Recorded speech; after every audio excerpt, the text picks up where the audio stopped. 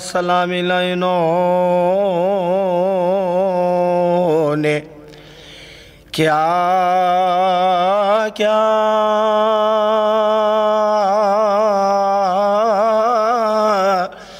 جفا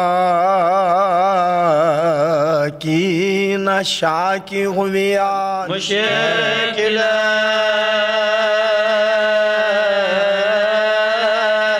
کشا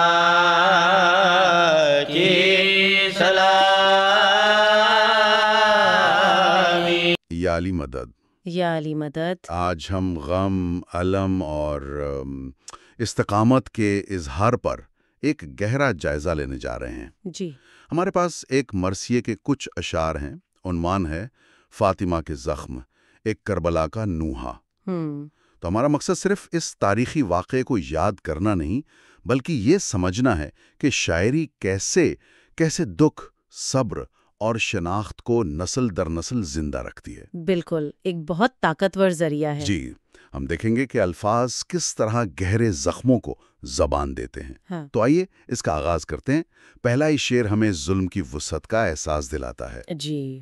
سلامی لائنوں نے کیا کیا جفا کی، نہ شاہ کی ہوئی آلے مشکل کشا کی۔ اور دیکھیں یہاں شاعر نے جو انتخاب کیا نا وہ بہت معنی خیز ہے۔ اچھا، انہوں نے صرف امام حسین کا ذکر نہیں کیا بلکہ آلے مشکل کشا کی بات کی ہے۔ ہاں، یہ تو ہے۔ یعنی یہ المیہ ایک فرد کا نہیں ہے، یہ ایک پورے سلسلے کا ہے، ایک پوری میراث کا ہے۔ یہ نقطہ بہت اہم ہے۔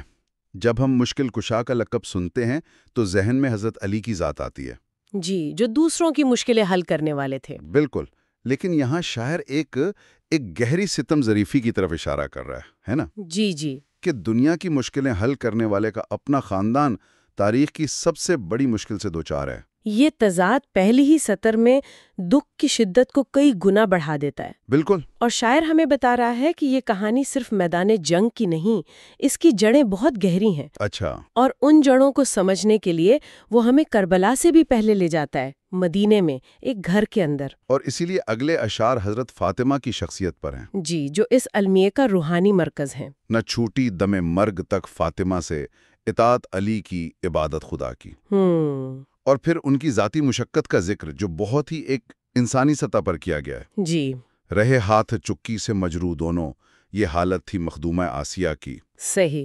تو یہاں ایک سوال ذہن میں آتا ہے جی کہ واقعہ تو کربلا کا ہے، بالکل، لیکن شاعر ہمیں حضرت فاطمہ کی وہ چکی پیستے ہوئے تصویر کیوں دکھا رہا ہے؟ مطلب ان دو واقعات میں بظاہر تو کوئی تعلق نہیں ہے۔ نہیں، دراصل شاعر یہاں ایک تسلسل قائم کر رہا ہے۔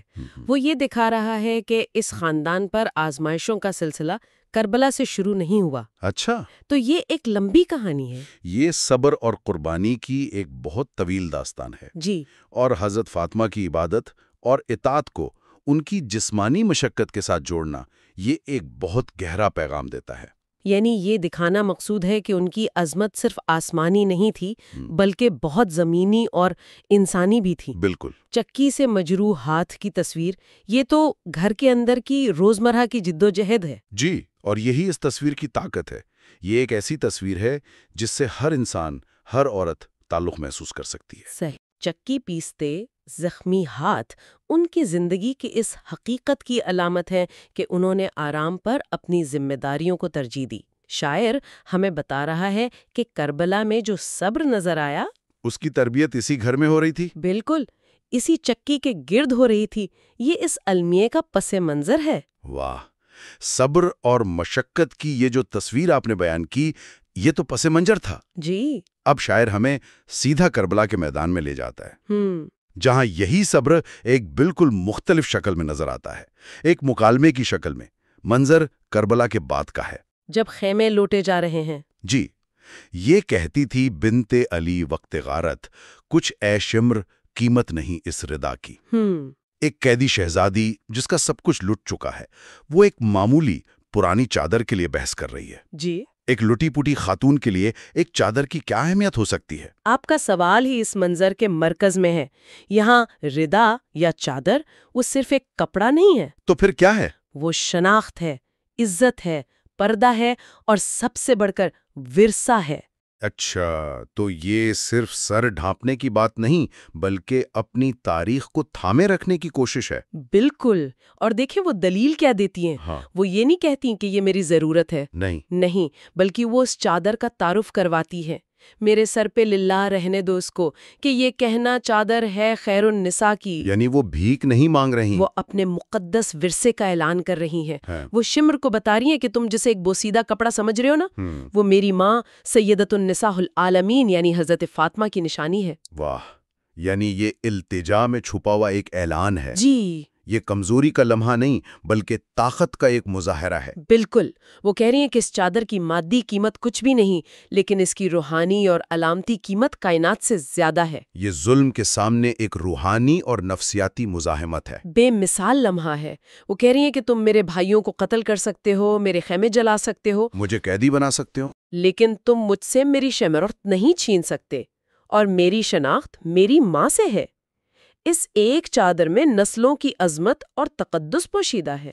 مطلب ظالم جسم کو قید کر سکتا ہے، روح کو نہیں۔ جی اور اس روح کی علامت یہ چادر تھی۔ جی، یہ مکالمہ ہمیں دکھاتا ہے کہ جنگ صرف تلواروں سے نہیں لڑی جاتی، کبھی کبھی سب سے بڑی جنگ الفاظ اور شناخت کی ہوتی ہے۔ اور یہ جنگ ابھی ختم نہیں ہوئی۔ نہیں، شاعر ہمیں اس اذیت کے اگلے مرحلے میں لے جاتا ہے، جہاں جسمانی تکلیف سے زیادہ روحانی اذیت کا سامان ہے۔ جی، اب شاعری کا رخ کوفہ کے بازار کی طرف مڑتا ہے۔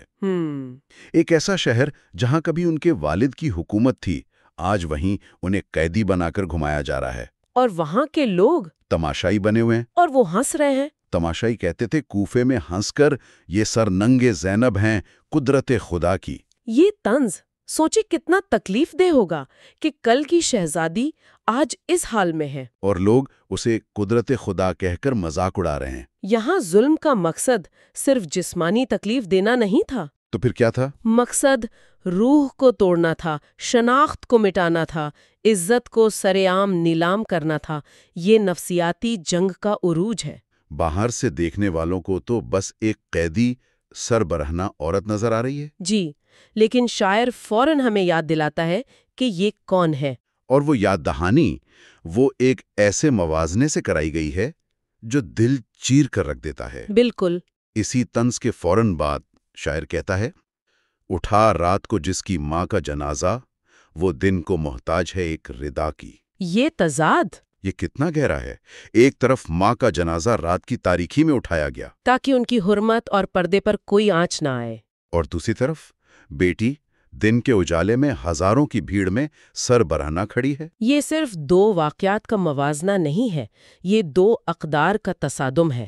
اچھا، ایک طرف وہ احترام ہے جو اس گھرانے کو دیا جاتا تھا، اور دوسری طرف وہ تذلیل ہے جس کا انہیں سامنا کرنا تھا۔ حضرت فاطمہ کا جنازہ رات کو اٹھانا ان کے تقدس کے احترام کی انتہا تھی، یہ عوام کی نظروں سے پوشیدہ رہے، اور یہاں ان کی بیٹی کو جان بوجھ کر سرعام لایا گیا ہے۔ تاکہ اسی تقدس کو پامال کیا جا سکے۔ یہ صرف بے پردگی نہیں، یہ ایک علامتی حملہ ہے۔ بالکل، یہ ایک نسل سے دوسری نسل تک منتقل ہونے والے دکھ اور قربانی کی عکاسی ہے۔ شاعر جیسے پوچھ رہا ہے کہ کیا وقت اتنا بدل گیا؟ جی، کیا اقدار اتنی بدل گئیں کہ کل جس ماں کی اتنی حرمت تھی، آج اس کی بیٹی کی حرمت کا کوئی پاس نہیں؟ یہ موازنہ سننے والے کو صرف غمگین نہیں کرتا، بلکہ سوچنے پر مجبور کرتا ہے۔ بالکل، کہ معاشرہ کس طرح اپنی اخلاقیات سے گر سکتا ہے۔ تو اس سب کا کیا مطلب ہے؟ جب ہر طرح کی تذلیل ہو چکی، جب ہر طرح کا ظلم ہو چکا، اور جب بظاہر مزاحمت کے تمام راستے بند ہو چکے ہیں، تو آخر میں کیا بچتا ہے؟ آخری شعر وہ ایک التجا نہیں لگتا، وہ ایک اعلان ہے، ایک للکار۔ نہ باندھو میرے ہاتھ، کہتی تھی زینب، لئینو، میں بیٹی ہوں مشکل کشا کی۔ جی، وہ رحم کی بھیک نہیں مانگ رہی ہیں جب ان کے ہاتھ باندھے جا رہے ہیں، جو بے بسی کی آخری علامت ہے۔ وہ اس وقت بھی اپنی شناخت کا سب سے طاقتور اعلان کر رہی ہیں۔ یہ تو ان تمام اشعار کا جذباتی اور نفسیاتی عروج ہے۔ بالکل، آپ دیکھیں پورے سفر میں ان سے سب کچھ چھین لیا گیا، بھائی، بیٹے، گھر، چادر، سب کچھ۔ اب ان کے ہاتھ باندھ کر ان کی جسمانی آزادی بھی چھینی جا رہی ہے، لیکن اس لمحے میں بھی وہ ایک چیز پر قابض ہیں، اپنی شناخت۔ اپنا ورثہ، جی، اور وہ اسے ایک ہتھیار کے طور پر استعمال کر رہی ہیں۔ لعینوں کا لفظ استعمال کرنا، یہ ایک قیدی کا لہجہ نہیں ہے۔ نہیں، یہ ایک فاتح کا لہجہ ہے۔ وہ انہیں یاد دلا رہی ہیں کہ تم کس کے سامنے کھڑے ہو۔ میں بیٹی ہوں مشکل کشا کی۔ بالکل، یہ جملہ ان کی پوری شخصیت کا خلاصہ ہے۔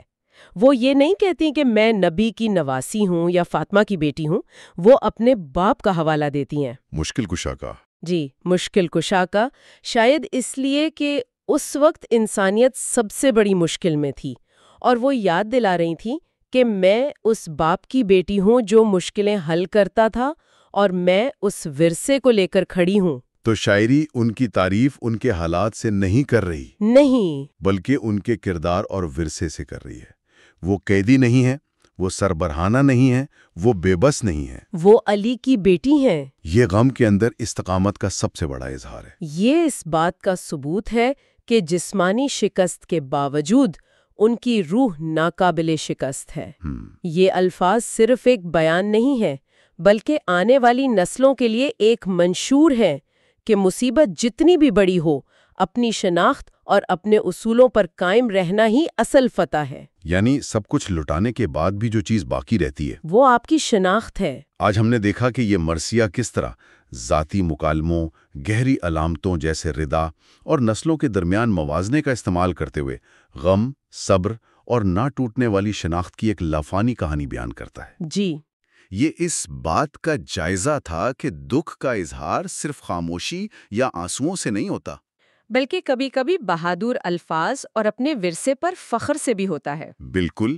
یہ شاعری ہمیں سکھاتی ہے کہ جب آپ سے سب کچھ چھین لیا جائے تب بھی آپ کے پاس آپ کی کہانی اور آپ کی شناخت باقی رہتی ہے، اور وہی آپ کی سب سے بڑی طاقت ہے۔